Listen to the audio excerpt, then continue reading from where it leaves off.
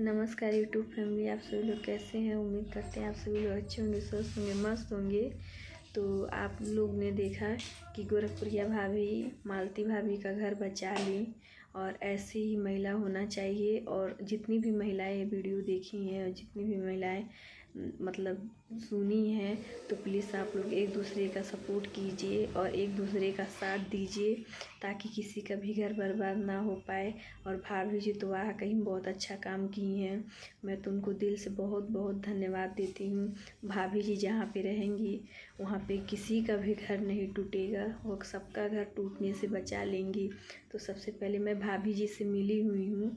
भाभी जी वाह कहीं देखने में जितनी प्यारी हैं उतना ही प्यारा उनका नेचर है, और नेचर ही सबसे अच्छा मतलब सुंदरता होता है जो होता है, क्योंकि औरत एक औरत की दुश्मन कहा जाता है, पर ये पहली औरत है कि जो औरत की दुश्मन